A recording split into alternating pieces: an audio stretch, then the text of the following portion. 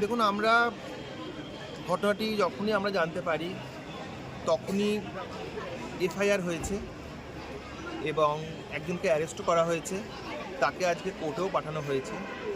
ওনার সঙ্গে আমি নিজে আজকে কথা বলেছি এবং একটা জিনিস ভালোভাবে শুনেছি যে এটা এসআইআর রিলেটেড কোনো ব্যাপার কিনা, কারণ এসআইআর রিলেটেড ব্যাপার হলে সেটা অন্য একটা মাত্রা পায়। তা উনি পরিষ্কারভাবেই জানিয়েছেন যে এসআইআর রিলেটেড কোনো ব্যাপার এটা নয়, এটা সম্পূর্ণভাবেই অন্য ব্যাপার।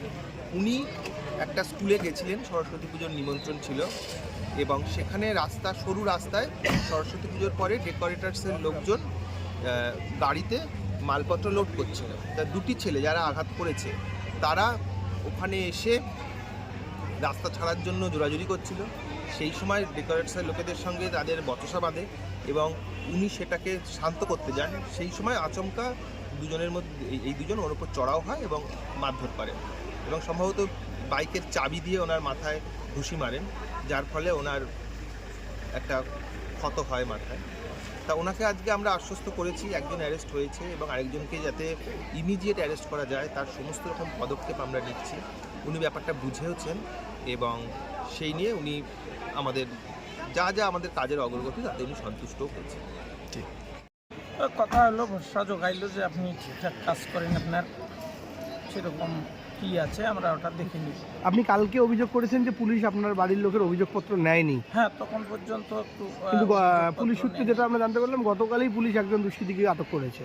না, যে আমরা যে কাগজটা দিছিল ওনারা বলছিল যে এটা কালকে হবে, যেহেতু তখনও জিডি নম্বর মেনশন করেনি, সে কারণেই আমাদের একটা অভিযোগ ছিল যে পুলিশ কোনো এফআইআরটা নেয়নি। কমিশনের ঊর্ধ্বতন কর্তৃপক্ষের সঙ্গে কথা হয়েছে আপনার? হ্যাঁ, কথা হয়েছে। কি জানালো তারা? তারা জানালো আপনি কাজ করেন, আমরা উদাহরণের কোনো সমস্যা আসলে আমরা দেখব। আপনার বুথেরই তো আজকে হিয়ারিং চলছে, কিভাবে হিয়ারিং হচ্ছে? হিয়ারিং তো সবাইকে আমি আগেই নোটিশ দিয়ে দিয়েছি।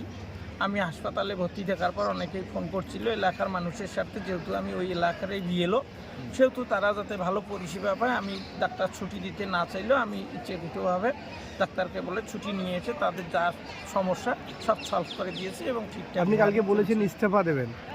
হ্যাঁ, কালকে আমার সিদ্ধান্তে রয়েছেন এখনো? না, যেহেতু আমার কালকে একটা মনে আঘাত লাগছিল, আমি ভাবছিলাম যে বিএলও হিসেবে হয়তো আমার উপর আক্রমণ, সে কারণে ইস্তফা চাইছিলাম।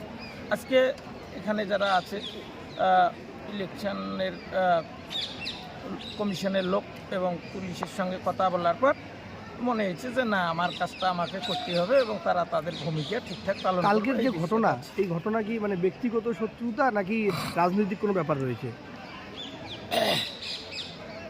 ঠিক কী বলবো, এটা এখন ওর ভিতরে কি আছে ওভাবে তো বলা মুশকিল, কিন্তু সেটা ওর পার্সোনালি বিষয়। সেটা আপনার কি মনে হয় যে রাজনৈতিক কোনো ব্যাপার রয়েছে কি নাকি ব্যক্তিগত শত্রু? না, আমি তো রাজনীতি টিএমসি শিক্ষক সংগঠন ছাড়া অন্য কোনো কোথাও যাইও না, করিও না। আর যারা আক্রমণ করেছে তারাও তৃণমূলের? হ্যাঁ।